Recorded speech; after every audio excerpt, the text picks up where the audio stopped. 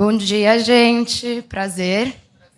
Eu sou a Alessandra. Super prazer estar aqui com vocês. Acho que é um tema que, pessoalmente, me toca bastante. Desde pequena, sempre fui envolvida, engajada aí com causas sociais. E hoje encontro na minha atuação como RH a oportunidade de poder fazer, né, um pouco disso dentro das empresas, do mundo corporativo. Então, hoje a gente vai conversar um pouco sobre isso. Vou passar para a Andréia se apresentar e aí a gente conversa um pouco mais.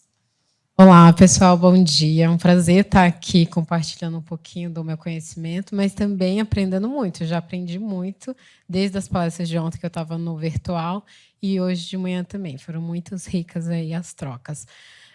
Bom, eu sou Andréia Carvalho, eu trabalho na ClearSale, já tenho 9 anos, atuo com RH há mais de 17 anos.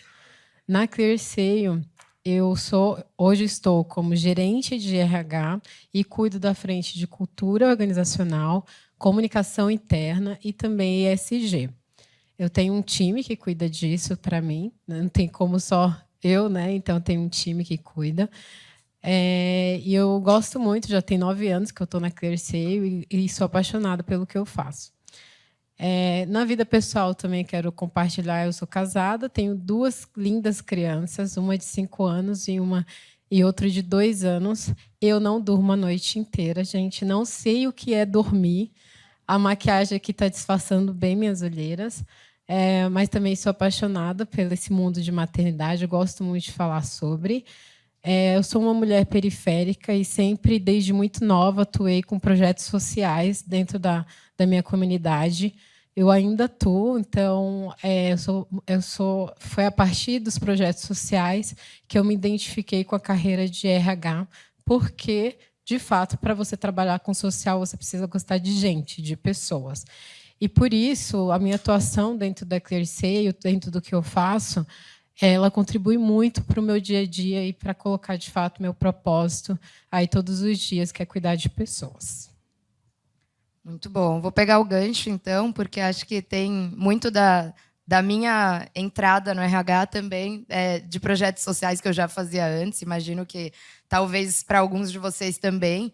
Então, também ajudei a fundar um cursinho popular, que hoje já aprovou várias pessoas, né, na universidade. Eu já fazia, né, várias atuações, principalmente no mundo da educação, que é um mundo que eu me identifico bastante. Foi assim que me descobri, né, no RH, fazia faculdade de marketing, achava que eu queria trabalhar com isso e acabei indo para, né, um outro lado. E gosto muito, né, do que eu faço. Então, hoje eu estou na Natura, atuo na Natura faz 7 anos. E é engraçado, né, que quando eu entrei na Natura, uma história breve para contar para vocês, no meu processo seletivo, tinha uma dinâmica que eu precisava pegar uma carta e responder ali o que vinha na minha mente, né, para aquela pergunta. E a minha pergunta foi: o que é sustentabilidade para você? Há 7 anos atrás, na Natura, né, que era uma empresa que eu já sabia que era referência sobre isso, fiquei apavorada, mas, né, eu trouxe que, para mim, a sustentabilidade era muito mais do que uma ação pontual, algo, né, que a gente vai fazendo picadinho só por fazer, mas que era uma estratégia, era algo maior que tinha que ser levado como um modo de vida. Deu certo, né? Entrei, estou lá faz 7 anos. E acho que o que eu queria dizer, né, na época, quando eu falei isso, era sobre cultura, né, que acho que tem muito do que a gente tem falado aqui. E tem muito da minha atuação hoje, né? Então, hoje, eu sou business partner, eu atendo o público do varejo, e já atendi vários outros negócios dentro da Natura. Então, já atendi o nosso time de força de vendas, né, que é o time das consultoras, das representantes, que imagino que vocês, né, já devam ter ouvido falar. Então, o time que se conecta, né, com esse público, porque são 1,5 milhão de mulheres que estão aí espalhadas pelo Brasil. Então, já, né, tive muito contato com esse impacto social mesmo que a gente pode gerar na vida dessas pessoas, falando principalmente de saúde, de bem-estar, de cuidado com a mulher, né, porque é um público que majoritariamente é feminino. Então, que a gente olha também para a violência contra a mulher, que a gente garante, né, todos os direitos dela, mesmo que para esse público de 1,5 milhão, que nem é parte da nossa, né, da nossa folha, mas é um time que atua com a gente indiretamente. E hoje, na minha atuação com o varejo, tem muita oportunidade também nesse lugar, porque são pessoas, muitas vezes, de primeiro emprego, né? São jovens de primeiro emprego, também espalhados aí pelo Brasil todo. E aí, como que a gente cuida dessas pessoas, dá oportunidade, dá uma qualidade de vida? Então, coisas pequenas, né? Um exemplo. Então, a gente dá para eles o acesso a uma plataforma de psicologia para uma pessoa que talvez nunca pensou, né, na saúde mental dela e que está lá trabalhando num regime aí de 6 por 1, né, nas lojas. Não sei quem já teve oportunidade, né, de trabalhar no varejo, mas que muitas vezes é uma atuação desgastante, né, que abre muitas vezes mão da vida pessoal. Então, são coisas pequenas, são conversas, são pautas de letramento de diversidade que a gente leva para eles. Então, acho que tudo isso fala, né, sobre cultura, e a minha atuação vem sendo muito nesse lugar. Mas eu arrisco a dizer que não é tanto o papel do RH. Então, na Natura, a gente costuma trabalhar muito em como a gente leva isso para as lideranças, né? Então, as nossas agendas de letramento, seja, né, de diversidade étnico-racial, de pessoas, né, que têm aí algum marcador étnico-racial, de pessoas com deficiência, a gente atua sempre muito focado, né, na liderança, para que essas pessoas sejam aí os nossos porta-vozes desse tema e que isso se torne um tema que é tratado com naturalidade, né? E não como obrigação. Putz, eu tenho que ter uma vaga afirmativa e eu preciso necessariamente fazer isso, né? Então, que as pessoas entendem realmente a necessidade da inclusão e o porquê de fazer isso. Então, é muito vivo isso no meu dia a dia e muito nesse papel, principalmente, com as lideranças. Então, vou passar aí para a Andréia contar um pouco de como que você atua com as lideranças na ClearSale.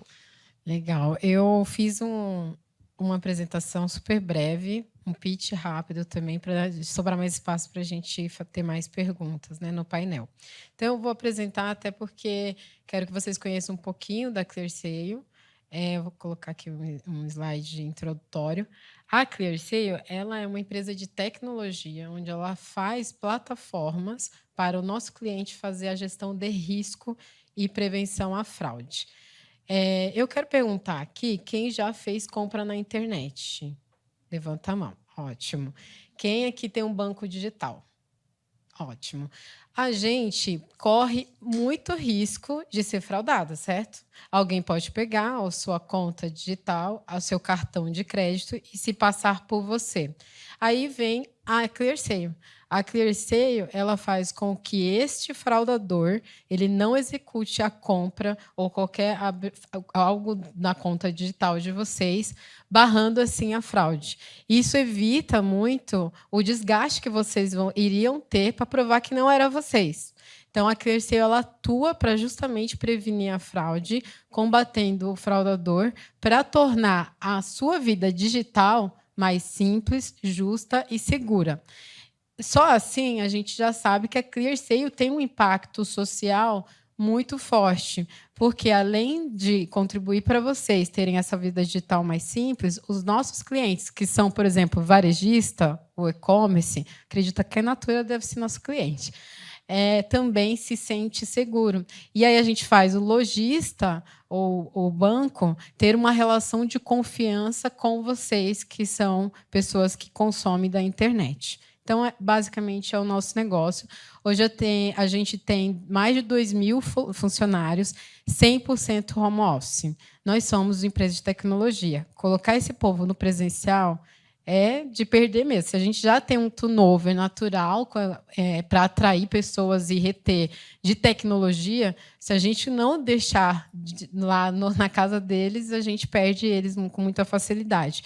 Isso ainda assim, só o fato, a gente antes da pandemia não tinha um modelo tão estruturado de home office, a gente fazia 1 ou 2 dias em casa, mas depois que veio a pandemia, a gente colocou todo mundo em home office, a gente percebeu que a produtividade aumentou, inclusive a qualidade de vida, monitorando os dados, a gente percebeu uma qualidade de vida melhor, e assim a gente permaneceu. E assim vamos permanecer. Espero, porque eu também adoro o modelo home office. Acho que é importante que, nessa fase, a gente também conseguiu mensurar o impacto também só o fato da gente locomover as pessoas até o prédio, a gente já está consumindo aí um pouco do planeta. Então, isso também ajudou a mensurar essa parte do ambiental. Então, como que a gente faz ESG na ClearSale? Como eu já falei, a gente tem já por si só no core o impacto social na comunidade.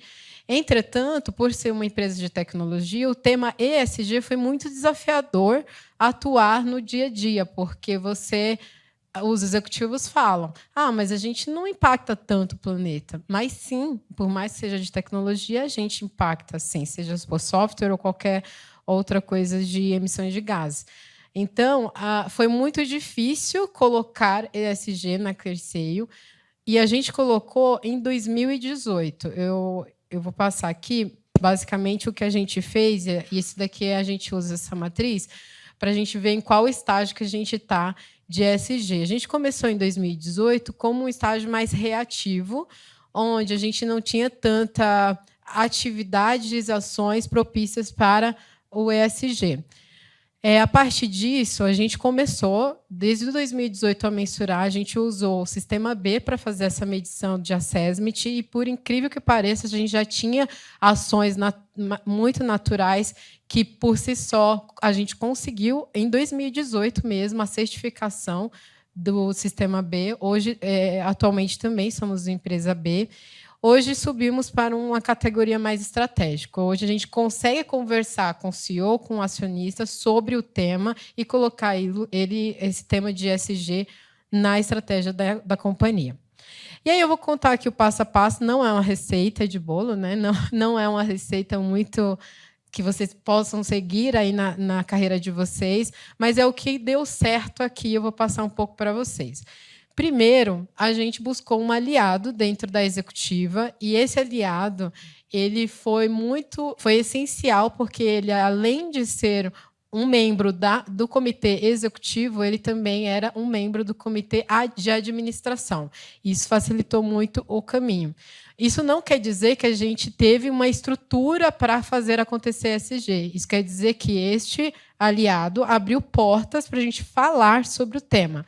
Mas a gente não tinha estrutura. Eu tinha duas coisas: a vontade e a coragem. Só isso que eu tinha. Eu tinha 0 budget, eu tinha 0 pessoas para fazer isso. Peguei profissionais de RH, que já eram do time, para a gente fazer esses temas acontecerem. A gente usou o diagnóstico do Sistema B, como eu falei para vocês. Então, a gente fez uma análise a partir do Sistema B. Hoje, a gente usa não só o Sistema B, mas como o SASB e o GRI, junto com as ODS, porque nós somos uma empresa de capital aberto agora, e segue muito o SASB, né? E também, nesse meio, a gente fez um diagnóstico de diversidade para ver como que nós estávamos. A partir desse diagnóstico, a gente implementou ESG como parte da cultura. Ficou mais fácil, inclusive, para mim, porque eu já cuidava de cultura organizacional e inseri nas rotinas e nos rituais que a gente mesmo tinha. Então, a gente já tinha rituais do pessoal parar uma vez por semana para assistir uma palestra que o próprio colaborador faz a palestra. Então, nessa mesma linha de palestra, a gente trouxe a sensibilização do ESG, tanto assuntos de sustentabilidade quanto de diversidade. Também implementamos, né, em 2018, o programa de diversidade com várias frentes, envolvendo, inclusive, as lideranças para fazer acontecer. E a gente foi muito certeiro, porque a gente colocou o tema de diversidade, por exemplo, no encontro de líderes. Então, a gente usou já rituais que existiam na ClearSale para a gente colocar o tema. E esse encontro de líderes, até hoje, é comentado pela liderança. A partir deles, a gente conseguiu conquistar mais lideranças engajadas pelo tema. Em quarto passo aqui, a gente fez uma base estrutural de ESG. Depois em 2021, a gente se tornou uma empresa listada em bolsa. E isso foi muito bacana para a gente, porque se eu tinha uma dificuldade muito grande de falar que ESG era importante, Agora, com os investidores falando que, de fato, ficou mais fácil. Mas aí a gente percebeu que fazíamos muitas ações sem estrutura, sem política, sem um comitê, sem grupos. Então, a gente começou a definir objetivos e metas claras. A gente criou uma política, tanto de políticas de compliance, de governança, como política específica de diversidade, equidade e inclusão. A gente colocou o tema de diversidade, equidade e inclusão dentro do nosso guia de cultura, criamos o código de conduta, a gente começou a fazer a nossa matriz de materialidade, os relatórios de sustentabilidade, emissão de gás, e a gente criou grupos de inclusão. Lá a gente fala grupos de inclusão e não de afinidade, porque a gente já existia grupos de afinidades, mas eram afinidades de temas. Então, a gente colocou grupos de inclusão. Hoje a gente trabalha com 4 grupos de inclusão, o de mulheres, o de cor, raça, LGBTQIA+, e pessoas com deficiência. E, por fim, aqui, o último passo foi construir um dash, uma medição de acompanhamento. Hoje, a gente tem um dash de diversidade no BI, a gente está estruturando ainda os dashes de sustentabilidade para monitorar, com base nos assessments que a gente já monitora. E esses números nos favorecem muito, porque nós estamos numa empresa de tecnologia. Empresa de tecnologia só fala de números, gente. Então, o profissional de RH de empresa de tecnologia precisa falar a partir dos números. Então, foi a partir dos números que a gente conseguiu entrar nas lideranças e mobilizar as lideranças, porque diversidade em algumas áreas, principalmente em tecnologia, vocês vão ver uma penetração maior de homens. Hoje, a gente já tem uma penetração maior de mulheres por conta desse movimento que a gente faz. Mas é muito difícil manter, inclusive, esse número. Então, a gente sempre usa a medição para isso. E quais são os resultados disso tudo? Então, eu falei para vocês que de 2018 para cá a gente evoluiu para um nível mais estratégico. Aqui eu coloco os fotinhos de algumas ações sociais, a foto aqui do nosso relatório de sustentabilidade, da nossa matriz. A gente gosta muito de ações de voluntariado. Temos um grupo específico de voluntariado que acaba conduzindo algumas ações de voluntariado na empresa. A gente tem um programa super legal também, que é o ClearTech, onde a gente forma as pessoas de base. A gente identificou que as pessoas de base são as pessoas mais diversas. E a partir do ClearTech, que é um programa de treinamento para treinar desenvolvedores e desenvolvedoras na empresa. Então, a partir desse programa, a gente pega as pessoas de base e coloca eles nos programas para eles terem uma carreira em tecnologia. Aqui são alguns resultados que a gente conseguiu nesse meio. Somos também certificada pela GPTW. A gente já ganha a GPTW já tem um tempo, por isso que a gente, inclusive, é B desde 2018, porque na GPTW a gente já ganha há 12 anos consecutivo o prêmio. Apenas no último ano a gente ganhou só a certificação, porque a gente está num desafio constante de reter talentos, principalmente em tecnologia. Somos, então, certificada atualmente, de novo, pela Sistema B, e a gente, de lá para cá, a gente aumentou o nosso número de pessoas com deficiência, mulheres na liderança, e cada vez mais a gente vem avançando aí os resultados e comprovando aí para a empresa que, de fato, é um impacto social importante que a gente precisa gerar. E aí, só para fechar aqui minha apresentação, o que eu trago aqui como papel fundamental que a gente teve como RH? O primeiro foi a gente atuar com o SG como propósito, porque a gente não ganhou nada com isso lá no começo. A gente não tinha nada, não tinha estrutura, e a gente precisa ser muito resiliente para a gente conseguir atuar, porque tem muitos obstáculos. A gente também, como profissional, teve que ter uma visão holística para entender quais os espaços de atuação, não só em cultura, mas em negócio, para colocar o tema, e também atuar como parceiro estratégico do negócio. A gente, como eu falo que o RH e o ESG aqui na ClearSale, ele está no RH, mas ele é da empresa inteira. Então, para que toda empresa seja mobilizada, a gente precisa, como profissional de RH, conhecer o negócio e estar dentro dessas discussões para levar o ESG, diversidade, sustentabilidade, dentro das conversas das lideranças e, principalmente, da estratégia do negócio. Bom, acho que é isso aqui, o meu pitch. Aí a gente pode agora bater um papo, fazer perguntas. Muito bom. Acho que tem bastante semelhança também. Antes de ser BP, né, nessa área que eu estou hoje, eu fui BP também da área de tecnologia. Então, muitos dos desafios que você trouxe, né, de turnover, e aí acho que é onde a gente consegue segurar, né, reter essas pessoas muito com a agenda de bem-estar, com a agenda de cuidado. E também, né, um exemplo aí de um case também que fizemos na época.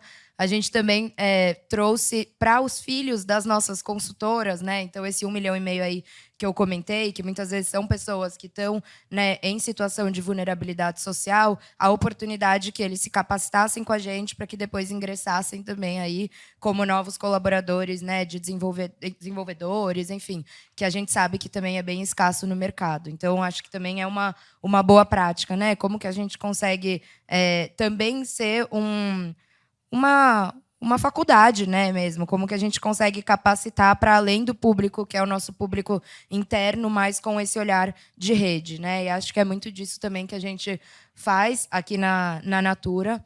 E também com compromissos públicos, né? Então, a Natura tem os compromissos públicos aí até 2030, que a gente fala de ter, né, 50% de mulheres em cargos de liderança, né, que são os cargos de diretoria e acima, 30% dos grupos subrepresentados, né, do nosso grupo total, da gente garantir, né, e aí esse é um marco que a gente já conseguiu garantir, o salário equitativo, né, para todas as pessoas, mulheres e homens. Então, a gente tem aí toda uma metodologia que entende não só friamente se o posicionamento dessa pessoa, né, qual o posicionamento dessa pessoa na faixa, mas qual é a história de cada uma dessas pessoas, né? Então, essa é uma mulher que ela está aqui há muitos anos e ela ainda está com esse posicionamento. Então, forçadamente, né, a gente faz esses reajustes para que a gente garanta que não exista mais diferença salarial entre homens e mulheres. A gente também, né, recentemente, esse ainda não posso contar aí com muitos detalhes, mas vocês devem ter visto que as notícias do salário digno que a Natura divulgou, então que a gente garante aí o salário digno para além do salário mínimo, a gente garante também a partir de um estudo de uma metodologia o salário digno para todas as pessoas. Então, entender aí qual que é a realidade de cada uma dessas localidades, né? Então, de novo, a gente está falando do Brasil todo. Então, qual que é a realidade desse lugar? Qual que é o salário mínimo necessário para se viver para essa pessoa que a gente sabe que é casada e tem 2 filhos? Então, como que a gente garante o salário digno para todas essas pessoas? E aí, de novo, a gente só faz isso em cima de dados, né? Conhecendo. Então, acho que o time aí de Analytics, né, de People Analytics, é muito parceiro nesse lugar de que a gente tem aí um dashboard, onde a gente consegue acompanhar, então, as metas públicas, né? A gente presta contas dessas metas públicas, e aí se torna realmente um movimento coletivo, né? E não só uma agenda de RH. Então, acho que enquanto a Sandra não chega, né, a gente pode ver se tem uma dúvida do público, senão eu tenho aí uma pergunta também para fazer para a Andréia.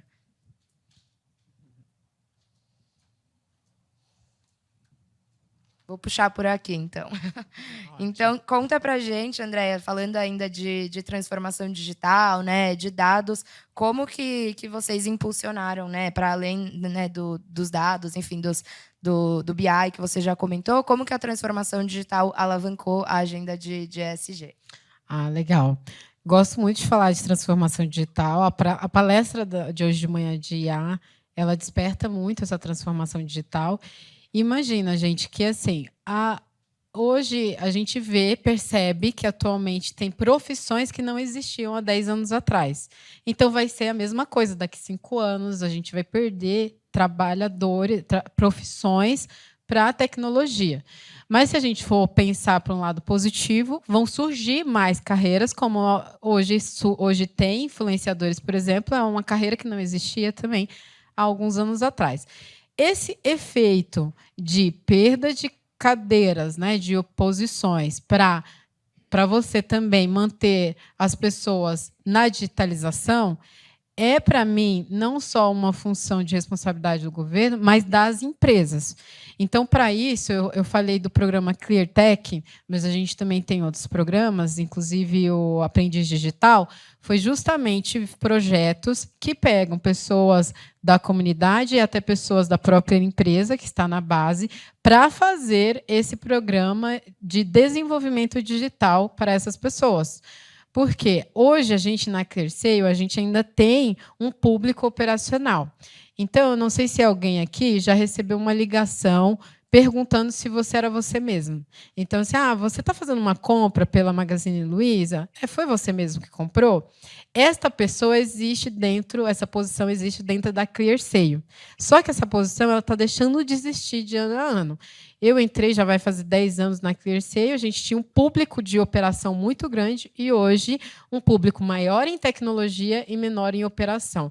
Esse efeito é uma responsabilidade nossa como empresa fazer com que este público seja desenvolvido para estar bem posicionado nessa era digital.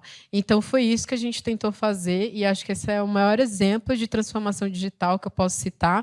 Não tem só esse ClearTech, a gente veio fazendo isso durante os anos com outros projetos. Tem também o Aprendiz Digital, que a gente não pega só gente da empresa, mas também da comunidade para fazer isso.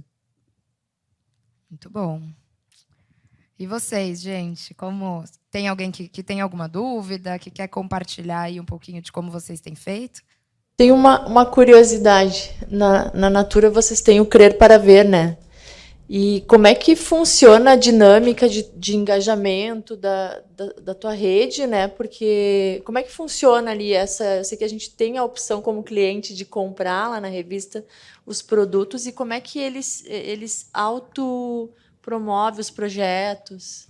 Boa, ótima pergunta. Para quem não conhece, né, o Crer para Ver é uma linha da Natura que vende só produtos para casa, produtos de educação, então que vende copo, vende caneca, vende caderno, vende lápis. E toda, né, 100% dessa linha, ela é revertida para a educação. Então, só para vocês terem ideia um pouco de números, hoje a linha Crer para Ver fatura mais do que o Criança Esperança. Então, é uma linha que gera muito, né, impacto social e é revertido 100% na educação desse 1,5 milhão aí de consultoras e de outras parcerias, né? Então, a gente tem hoje o Instituto Natura, que é focado 100% em educação, assim como a gente tem o Instituto Avon, né? Porque a Avon faz parte do Grupo Natura, que é focado em saúde da mulher, né? Então, em câncer de mama, principalmente, violência contra a mulher.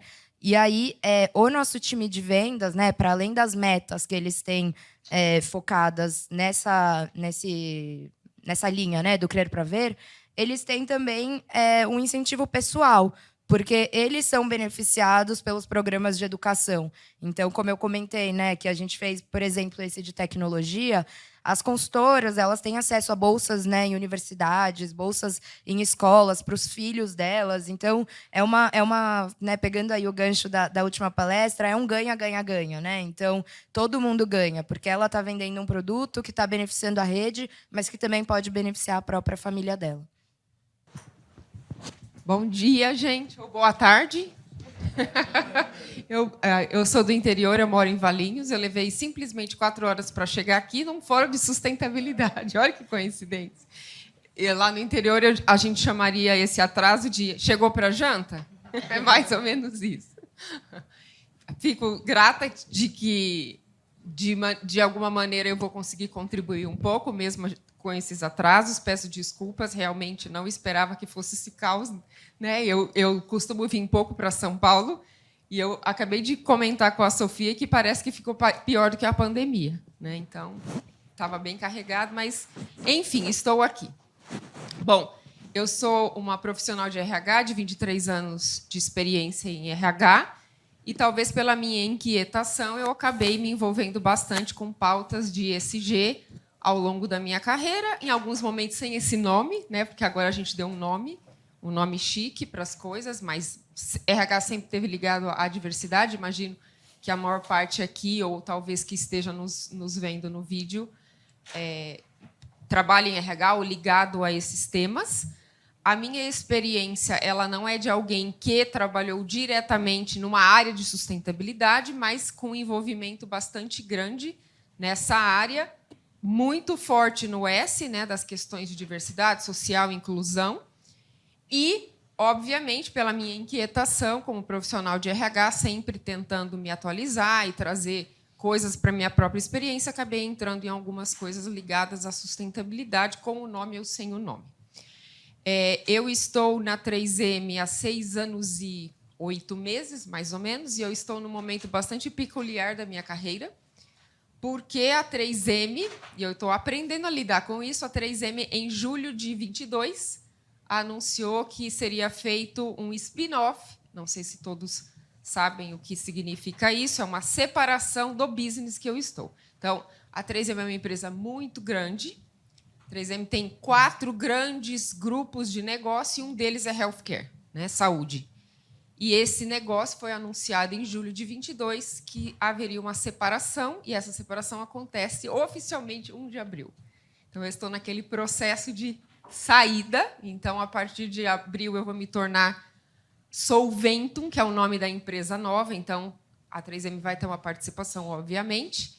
Então, nós estamos num momento bastante interessante de que, durante todos esses meses, nós fizemos esse processo de separação para começar a empresa nova agora, oficialmente em abril. Então, é muito interessante porque nós estamos tendo a oportunidade de criar uma nova cultura, né? Trazer todo o lado bastante reconhecido da 3M, de reputação, de compliance, de ética, de governança, que é muito forte, para uma empresa nova e tendo a oportunidade de fazer alguns ajustes. E eu estou comentando isso porque, na minha visão, ESG tem muito a ver com cultura, né? Então, o meu objetivo aqui, quando eu fui convidada para vir aqui conversar com vocês, foi muito nessa linha de não falar da tecnicidade. Eu não tive a oportunidade de ver o que a Alessandra apresentou, mas eu sei que ela ia trazer algumas coisas, ela até preparou um slide, mas talvez para esse público é o que a gente pode fazer em relação à cultura, porque, na verdade, o ESG está totalmente ligado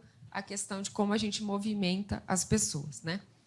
E aí, eu estou nesse momento, né, de discutir internamente questões de cultura, o que nós vamos fazer, e olhando para a pauta de diversidade, de inclusão e também de sustentabilidade, né, num mundo que pede cada vez mais sustentabilidade. Então, essa é um pouco da minha experiência. Eu já trabalhei em empresas como a International Paper e a Sanofi, e aí há 6 anos e meio na 3M. Eu sou uma pessoa extremamente apaixonada por RH, eu sou envolvida num monte de coisa, fora o meu trabalho diário, porque eu acho que realmente, sem colocar aqui uma visão romântica de RH, mas, de fato, eu acredito que a nossa área é uma área que tem uma oportunidade de fazer diferença, pelo menos ao mundo, ao nosso redor, e é por isso que talvez eu goste tanto dessa pauta, de uma maneira bastante consciente. Eu gosto de dizer que eu não sou uma pessoa militante para essas causas, mas eu sou uma pessoa militante no sentido de eles e nós, mas no sentido de integração, né? Então, isso é um pouco da contribuição que eu posso trazer aqui. Ao longo aí da minha jornada, eu aprendi muitas coisas, e principalmente como ser humano. E o que eu gostaria de trazer aqui, talvez, como reflexão para a gente, de que, muitas vezes, quando a gente pensa na pauta de sustentabilidade, talvez a gente imagine algo, isso é muito difícil, ou isso é algo muito distante da gente, ou precisa ter uma consultoria grande. Com certeza, para uma empresa se tornar realmente 100% sustentável, é algo que demanda muito investimento, inclusive, né? Porque tem que revisitar toda a cadeia. E eu não sou a pessoa que tem mais propriedade para falar sobre isso. Mas o que eu queria trazer aqui é o lado do que a gente, como RH, pode brigar por essas pautas. Obviamente, a mais evidente para a gente é a de diversidade, porque está dentro da nossa pauta, né? E há até discussões o quanto D&I deveria ser uma área de RH. Eu imagino de que, se a gente pudesse evoluir, um dia a gente não tivesse mais essa área. Até eu fui perguntada, nós fomos perguntados uma vez por uma visita até lá na 3M, do que a gente imaginava como um grande sonho para a área de diversidade. Uma das pessoas voluntárias, que a gente tem vários voluntários que trabalham conosco, disse que seria que a gente não falasse mais disso. Então, quem sabe lá no futuro a gente não vai mais falar de ESG, a gente vai falar de outras coisas, porque a gente já chegou lá. Mas está bem distante ainda. Então, para mim, o convite aqui é o que a gente, líder, profissional de RH, pode fazer para começar a criar essa cultura mais consciente. E aí eu colocaria nesse caldo algo que se fala bastante, mas ninguém sabe muito bem como lidar com ele.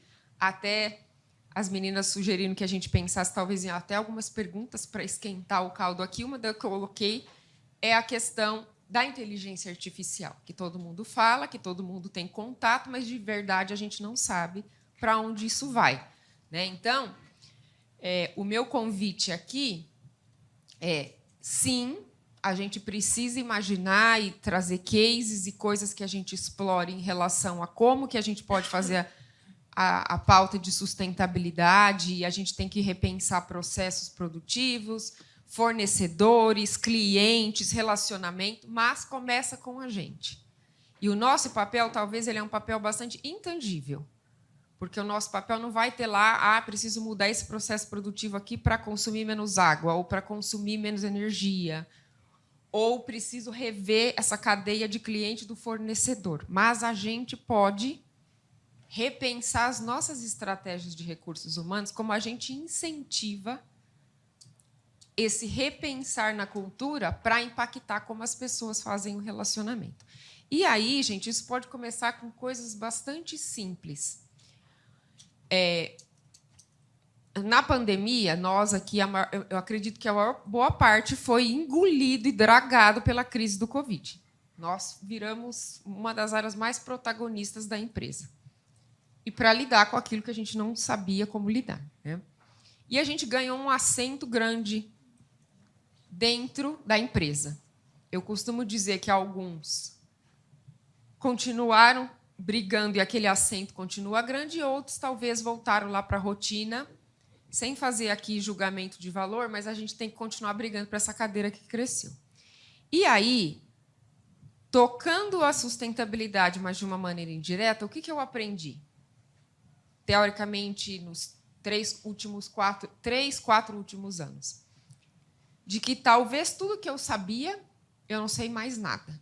E alguns grandes apegos que eu tinha a alguns programas de RH, eu aprendi de que eu posso simplesmente esquecer deles. Um dia eu estava num programa que eu fiz no meio da pandemia de futuro do trabalho, lá na London Business School.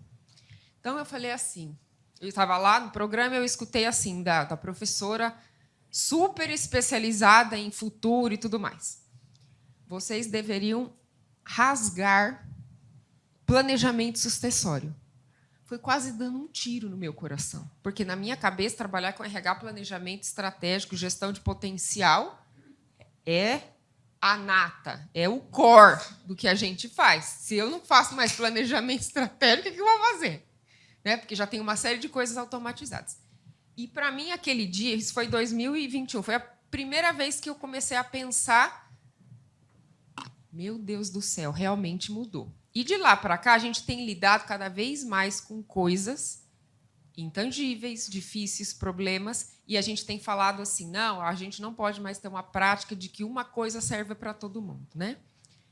Mas ninguém, bem ao certo, sabe fazer esse equilíbrio. E aí, acho que foi o primeiro momento que, de verdade, eu comecei a repensar o futuro da gestão de pessoas, e aí, quando eu penso em sustentabilidade, eu falei, bom, mas se a gente não está pensando na sucessão, e cadê a sustentabilidade? E aí começou a ter alguns cliques para mim do quanto a sustentabilidade vai além do processo. Então, não significa que sucessão não é importante. Mas talvez o valor que a gente dava anos atrás, que a gente falava assim, não, a Sandra está preparada daqui 5 anos.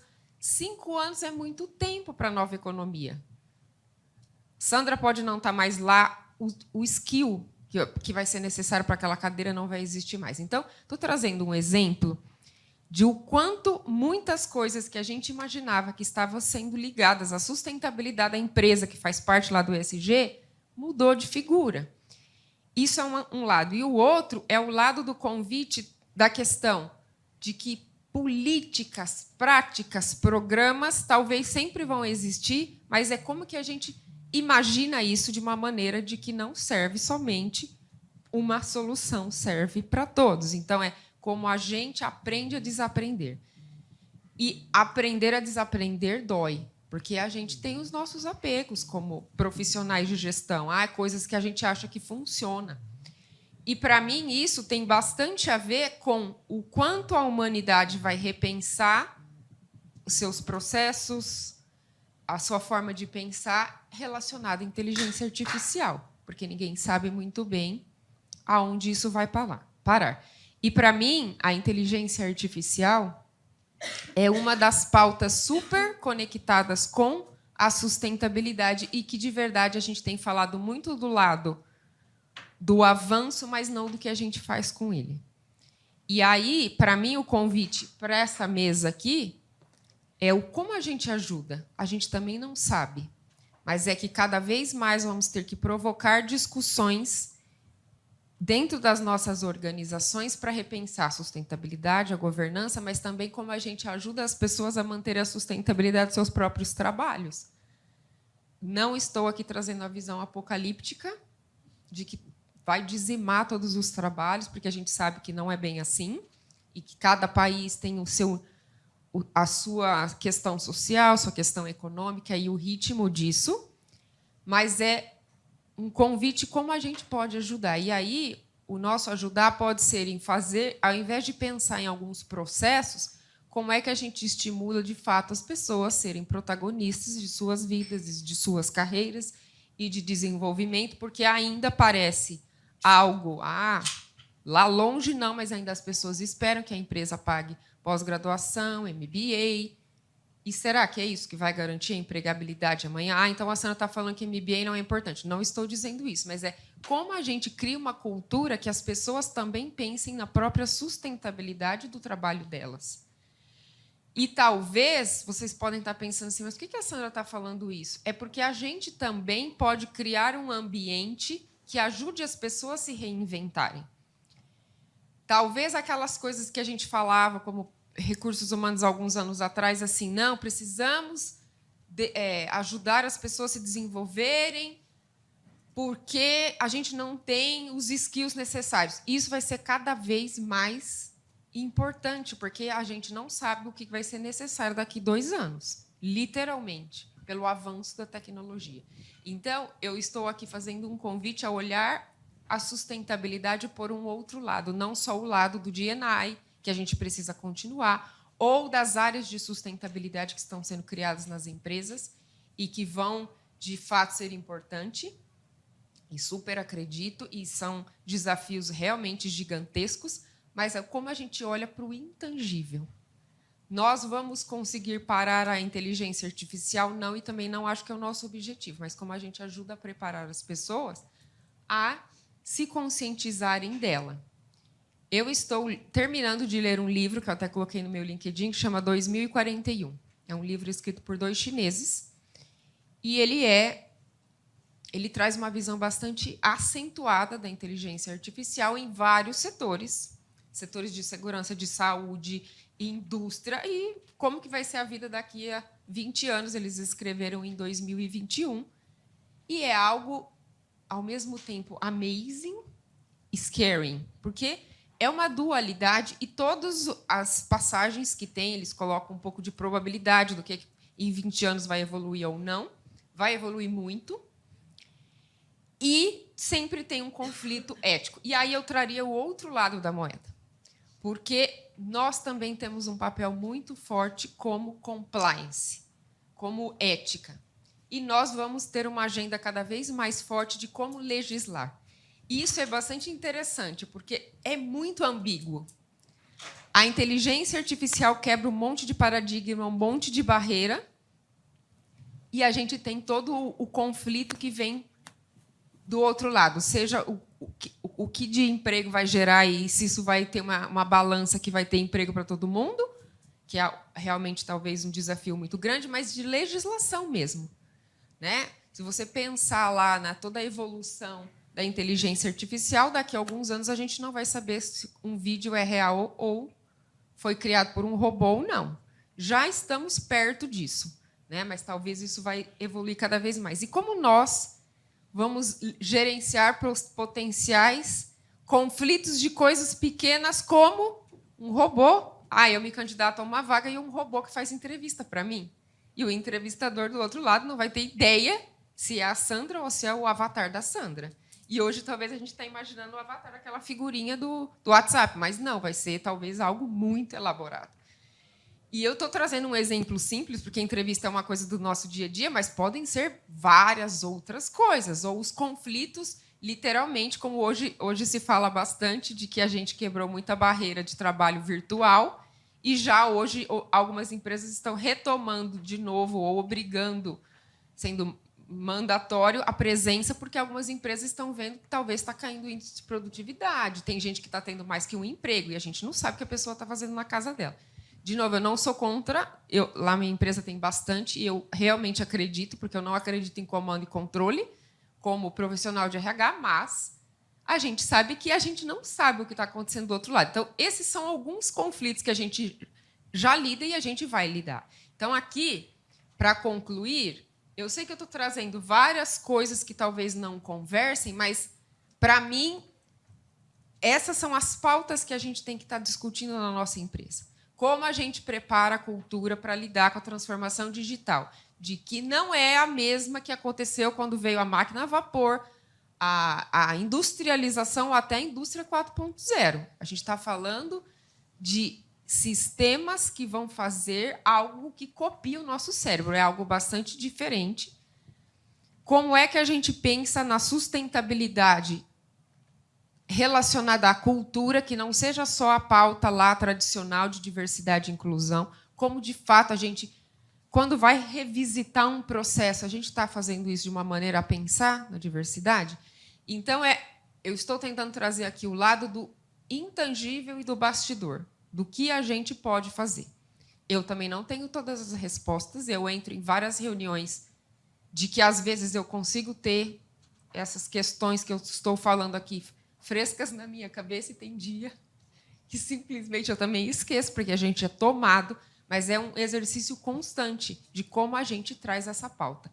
E aí, talvez, só porque está todo mundo falando de ESG, ou só porque a empresa quer, porque precisa ter vantagem competitiva, não. Pelo menos, para mim, é porque eu acho que a gente pode fazer um mundo melhor. E a nossa profissão é muito envolvida com fazer esse mundo melhor. Pelo menos essa é a minha visão, e não uma visão romântica. Quem me conhece há tempo sabe que eu tento viver bastante isso que eu estou falando. E talvez o último recado, que eu nem vi que passou 20 minutos aqui, e eu estou aqui falando. Não espere a empresa onde vocês trabalham. Mas a minha empresa está muito longe disso. Pode ser que esteja, mas talvez seja essa a pauta que a gente precisa trazer. E não precisa ser algo que precisa ser super grandioso. As empresas grandes têm um monte de iniciativa. A minha empresa tem um monte de iniciativa. Acho que as empresas estão se mexendo nesse sentido, mas qual é a nossa responsabilidade como profissionais de gestão de gerar esse debate, essa discussão? Eu costumo dizer que nós temos o poder de colocar alguns temas na pauta que ninguém está pensando. Então, o que a gente, dentro da autonomia que a gente consegue fazer. Então, é um pouco do recado. E, obviamente, passando 4 horas no trânsito, eu tinha muito mais coisa para falar aqui, que eu fiquei refletindo, e até eu comentei com o pessoal, vamos falar de sustentabilidade, começa a falta de sustentabilidade dessa porta para fora. Mas esses são os desafios que a gente tem. Esperamos que, daqui a alguns anos, talvez com os carros autônomos lá, do Elon Musk e de outros, a gente não tenha mais o trânsito do jeito que seja agora. Sei lá, quem sabe, né? Vamos ver como vai ser. Acho que era isso. E eu sei que a gente vai ter mais um bate-bola. Certo, Sofia? Isso. Acho que a Alessandra tem perguntas também, né, para a Sandra. Sim, muito bom, Sandra, te ouvir. Que bom que você chegou a tempo para também poder contar um pouco da sua experiência. E aí, né, acho que muito você falou sobre o protagonismo, né, de cada uma das pessoas, de ir atrás, de se desenvolver, de se atualizar, de não esperar, né, porque a gente aqui trouxe muitos exemplos, né, antes e nas outras pautas sobre ações que as empresas já estão fazendo, mas aqui é muito mais o como cada indivíduo, né? Como a gente provoca cada um dos indivíduos a ir atrás de se atualizar. E aí queria ouvir um pouco da sua experiência pessoal, assim, né? De como você, né? Você comentou sobre o livro, mas quais são os lugares que você tem buscado se atualizar sobre o tema, aprender e se desenvolver? Legal. Bom, primeiro que eu já comentei, eu estou muito envolvida em estudar e aprender e entrar em fóruns de discussão de inteligência artificial, porque, para mim, essa é uma pauta que ainda não está super evidente ligado à ESG, mas, para mim, ela deveria estar no centro. Não porque outras coisas não são importantes, mas, talvez, como é que a gente se prepara para uma revolução que é quase que invisível, que está vindo no nosso dia a dia e que vai revolucionar o mundo do trabalho, o mundo das relações e todas essas coisas. Então, livros, fóruns, eu sigo várias pessoas que estão falando desse tema. A gente falava mais e agora falou um pouco menos, mas talvez também olhar bastante em relação à inteligência artificial, ao futuro do trabalho, porque está tudo muito interligado. Né? E eu acho que todo mundo que está tentando fazer previsão não necessariamente sabe, porque ninguém tem uma bola de cristal, mas o quanto a gente puder olhar as tendências nos ajuda também a nos preparar, provocar as pessoas internamente. E também, obviamente, por eu ser uma pessoa de RH, eu estou sempre muito envolvida em coisas ligadas a D&I, né? De grupos na empresa, de grupos fora, que também são coisas que me ajudam a entender outras perspectivas. Obviamente, como uma mulher, a gente trabalha muito as pautas nossas, né, que a gente vive no dia a dia, mas as outras pautas em evidência. Né? Então, eu também participo de várias coisas dentro e fora da organização que me ajudam a olhar as outras coisas. E, uma vez, lá na 3M mesmo, a gente trouxe um pessoal, e eu sou um pouco envolvida também com o pessoal do capitalismo consciente, eu não sei se vocês conhecem, que trabalha muito forte de, tá bom, o capitalismo não é algo demonizado, é algo que faz parte, mas como a gente pode trazer ele de uma maneira mais consciente. E aí uma pessoa foi fazer uma palestra lá na minha empresa e falou uma coisa que gravou muito para mim, todas essas coisas de sustentabilidade, de que não existe jogar fora. Parece alguma coisa super básica, mas aquilo ficou na minha cabeça. E faz tempo que eu ouvi isso. A gente, às vezes, está assim, tem um monte de coisa na nossa casa, preciso fazer uma limpeza. O que a gente faz? Vou jogar fora. Não existe jogar fora, porque se jogar fora, não existe um outro lugar que a gente vai lá e joga. É aqui no planeta. Né? E aí isso, para mim, ficou tão central de que como é que se a gente ficar com esse pensamento direto na nossa cabeça, como a gente recicla, como a gente pensa, ou talvez assim, uma vez eu escutei também essa mesma pessoa falando assim, às vezes a sustentabilidade é aquela coisa assim, você fez uma comida, não estou com vontade de comer essa comida. Vai lá e pede pelo iFood, que é super fácil. Eu não estou criticando, gente, porque eu às vezes faço isso também. Não quero esse arroz, quero uma porcaria, a gente não faz isso. Isso não é sustentabilidade, porque provavelmente aquela comida lá vai acabar sendo jogada fora. Tá bom, amanhã a gente pode comer, né? Mas, de maneira geral, sabe, pequenas coisas? Então, eu tento também escutar podcast, escutar pessoas falando, porque são pessoas que vão ajudando a gente a lembrar dessas pequeninhas coisas que a gente tem. Né? Então, a minha participação aqui é muito desse ponto de atenção, como a gente faz da sustentabilidade algo parte da nossa vida. Né? Como é que a gente pensa, vou comprar um produto, eu soube que essa empresa está envolvida num escândalo, eu vou lá comprar? Né? Esse tipo de pensamento. Eu quero até complementar, eu quero ressaltar que a gente está falando muito do papel do profissional de RH, e você falou uma coisa que me fez refletir muito sobre o protagonismo. Né? Antes, eu ouvia muito, quando a gente vinha com qualquer tema na empresa novo, é assustador, às vezes, até para o próprio comitê executivo. E aí você geralmente recebe o quê? Um não. Né? Isso já é comum. E aí, o próprio profissional do RH se contenta com o não e falar porque a empresa não quer, ou a empresa não vai aceitar.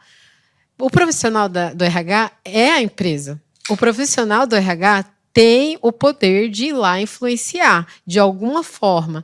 Então, esse inconformismo faz a gente gerar um pouco mais essas práticas dentro da empresa. Então, acho que, além do protagonismo, o fato do profissional de RH não se conformar tão fácil com não, eu sei, eu já quebrei a cara e já levei um não várias vezes mesmo. Mas eu vou lá atrás do sim, porque muitas vidas dependem da nossa proatividade. Às vezes a gente está em um ambiente onde é até privilegiado. Vamos usar esse privilégio para o bem?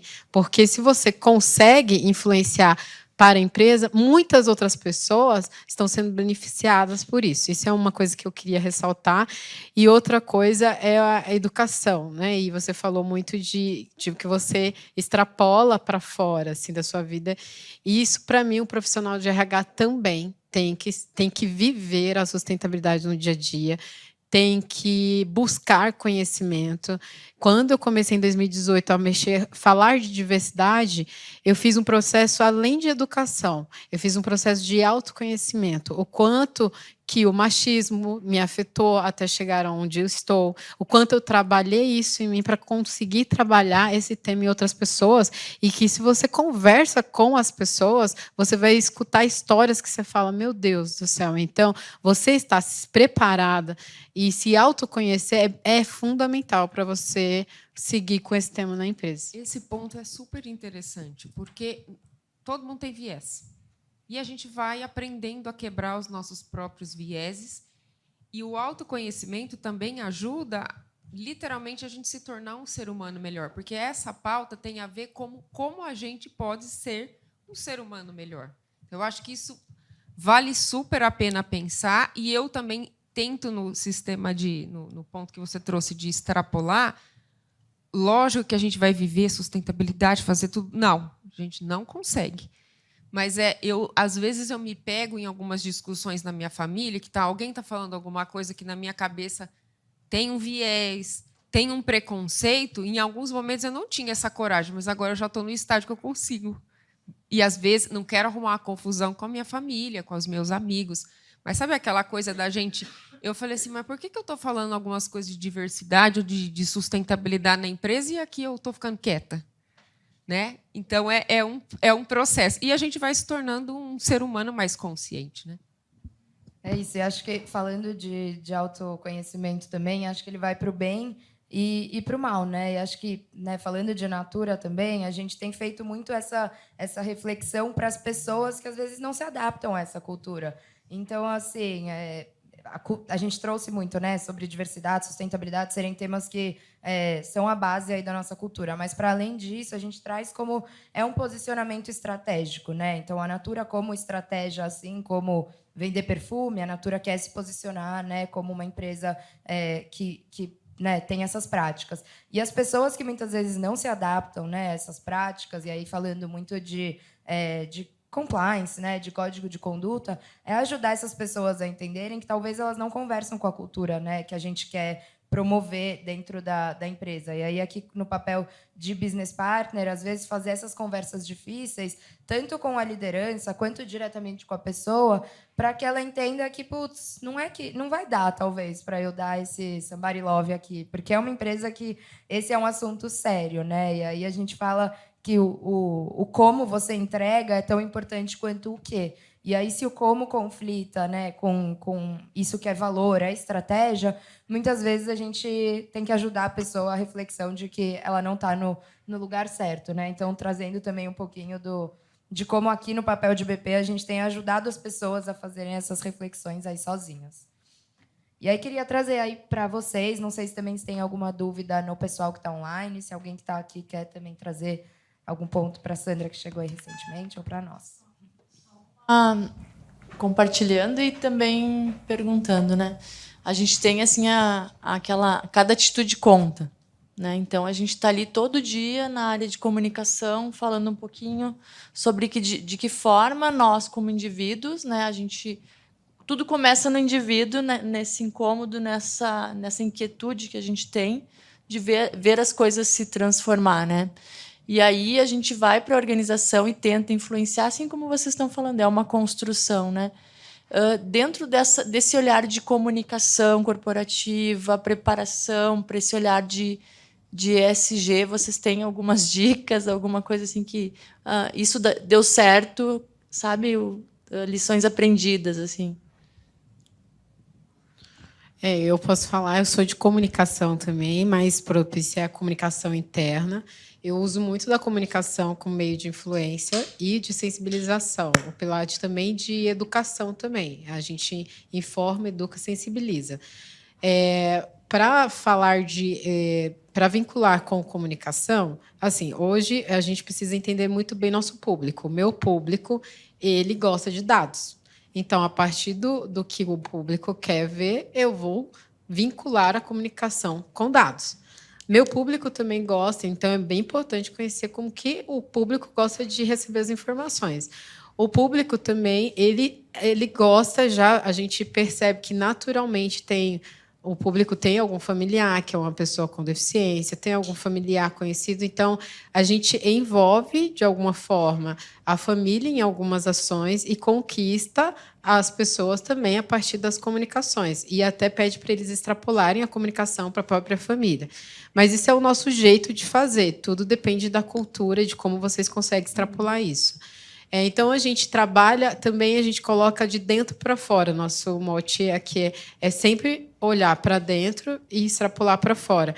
A gente pega dos nossos próprios embaixadores, eles são os influenciadores também nessa parte de comunicação. Então, a gente pega depoimentos desses embaixadores, são embaixadores de cultura, que também falam de outros temas que envolvem cultura, como também diversidade, por exemplo, e eles mesmos vêm à tona. Inclusive, não serve só para a comunicação interna. Dentro da comunicação externa, a gente divulga também histórias dos nossos próprios colaboradores.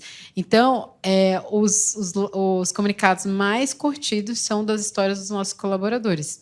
A gente teve recentemente uma história que foi muito bem contada pelo foi um funcionário nosso que engravidou, é um homem trans, e a gente fez todo o cuidado. A gente tem o Primeiros Laços, que é um programa que cuida da gestação das nossas pessoas, independente se é uma pessoa trans, enfim, a gente tem esse cuidado, e ele trouxe esse depoimento de como foi importante. Então, a partir dos nossos próprios colaboradores, eles engajam para os programas que a gente tem na empresa. Obrigada. Quer complementar, Sandra? Acho que ela já trouxe bastante pontos, e vocês estão vendo que aqui eu estou falando não em nome da minha empresa, eu tenho falado da minha experiência, né? Então, o que eu vi até agora tem muito a ver com o que a Alessandra trouxe de levar para o lado humano. Então, eu acredito muito pautas de ESG, diversidade, ligado a trazer histórias reais e processo educacional. O que eu aprendi bastante ao longo aí da minha carreira, onde eu estou e em outras empresas que eu trabalhei, que não pode ser impositivo. Tem que ser algo que você vai trazendo exemplos e trabalha muito. Para mim, o lado mais crítico de sustentabilidade, além dos processos todos, é o processo educacional. E aí, conforme você vai trazendo casos reais, pessoas que trazem as suas histórias de batalhas, de coisas de superação, as pessoas vão falando assim, não, mas não é uma coisa teórica. Eu vejo alguém ali, né? Então, eu acho que precisa sempre falar e tentar ao máximo trazer exemplos. E se você tiver líderes que têm essa coisa também de compartilhar, como a gente está fazendo aqui, não necessariamente as histórias, mas o que aprendeu. Eu me lembro de uma vez que nós fizemos, eu nem sei faz quantos anos isso, nós levamos num painel, nós misturamos líderes que foram lá meio que contar das experiências que eles tiveram, quebrando algum paradigma pessoal de viés inconsciente, com pessoas de grupos minoritários, né? Pessoas que tinham histórias. Foi fantástico, porque as pessoas falaram assim, não era só falar da história das pessoas, mas como alguém foi lá e falou, eu quebrei esse viés. Porque não é fácil falar, eu tinha um viés inconsciente relacionado a alguma coisa. E a Alessandra trocou, por exemplo, na questão de machismo, né? O quanto talvez a gente, por exemplo, pode até pensar, não, talvez o viés de mulher está mais resolvido. Mas o quanto talvez a gente, até como mulher, também incentiva o machismo. Então, quanto mais a gente puder falar e falar com o coração, isso vai tocando, sabe? É um pouco do que eu aprendi. Para mim, acredito muito no processo educacional. E acho que a gente falou também aqui bastante sobre os grupos de afinidade, né? E nesse lugar de não ser impositivo, acho que os grupos eles fortalecem porque as pessoas estão lá porque elas querem falar sobre isso, né? E aí acho que às vezes acaba a gente fica muito nesse dilema, né? De a pessoa que ela já sofre, né? Com algum marcador, né? De diversidade, ela não precisa ela ser a embaixadora, porque aí a gente cai naquele lugar do revitimizar a vítima, né? Então a gente fica muito nesse dilema. Por isso que acho que os grupos acabam sendo um bom exemplo, porque a pessoa está lá porque ela quer, e aí as coisas vão acontecendo organicamente para que a gente possa depois compartilhar. Então acho que esse também é um ponto de atenção que a gente sempre fica com esse ponto, né? Super interessante esse ponto, porque assim, quando você começa a trabalhar em coisas, a questão da imposição tem a ver com os voluntários também. Eu percebo que as ações que têm mais efetividade são aquelas pessoas que, de alguma maneira, falam assim, eu tenho meu trabalho, mas eu quero fazer alguma coisa diferente. E vai lá e traz, é muito legal. Bom, acho que tem mais uma dúvida aqui, mas a gente já está com o tempo, então a gente vai com essa última e fecha, tá bom? Na verdade, não é uma. Na verdade, é só compartilhando também, assim, eu acho. Fico feliz de ouvir a fala de vocês, né? Eu acho que é muito que a gente vive. Primeiro, eu sou a Fernanda, eu sou da Estil. E é muito o que a gente viveu dentro do programa Diversidade, assim, essa coisa de que o quanto mais a gente envolve e constrói com as pessoas e com aquelas pessoas que veem isso como um valor, faz efetivamente a diferença, assim, né? Transforma e faz efetivamente a diferença. Então, hoje a gente tem os grupos de afinidade. Todas as pessoas que estão nesses grupos são pessoas que foram, né, pedir para fazer parte. Então, eu acho... E a educação também, assim, eu acho... Tem muito valor que tu falou, assim, né, o que vocês estão trazendo, porque a gente começou com um viés de educação, justamente pelo receio de como seria, né, numa empresa de 3.000 funcionários de origem alemã, essencialmente masculina, há 4 anos atrás. Hoje a gente consegue ver o quanto a gente evoluiu, enquanto... Dentro da diversidade. Né? Dentro da diversidade, obviamente, que é um braço, né? Os outros exato. Desafios, né? Mas muito legal, assim, ouvir, né, esse pedacinho, assim. Muito bom. Acho que falamos aí sobre várias coisas, né? Mas se eu pudesse resumir, aí depois passo também para as meninas se despedirem. Mas aqui a gente está falando basicamente, né, de cultura, de tirar, talvez, só do guarda-chuva, né, de RH, essa responsabilidade que a gente carrega. Então, como a gente compartilha e a gente faz essa gestão junto com a liderança, com o apoio de comitê executivo, mas também com as pessoas, né, que a gente faça com que isso seja um desejo, né, das pessoas estarem nesses ambientes e falarem sobre isso, para que isso se torne natural e a gente consiga conquistar aí os lugares que a gente quer conquistar e também chegar no futuro que a gente ainda nem sabe qual é, né? Mas que a gente individualmente esteja preparados aí para isso. Então, queria agradecer super aí a Andréia e a Sandra também por poder ouvi-las e aí passar para se despedir. Obrigada, gente, pela paciência, pelo atraso e tudo mais. Eu queria só finalizar do mesmo jeito que eu aprendi, que não existe jogar fora. Eu super acredito de que fazer esse tipo de trabalho, além de ser bom para a gente se tornar um ser humano mais consciente, além de fazer com que a gente se torne um ser humano mais consciente, é porque é bom, né? Ter um ambiente de trabalho melhor, uma sociedade melhor, é bom para todo mundo, né? Então, eu acredito também que tem muito a ver com o certo a fazer. Legal, também quero agradecer a oportunidade de estar trocando aqui com vocês e falar que vocês têm um poder muito grande de transformar o planeta e também as pessoas. Muito bom, obrigada, pessoal.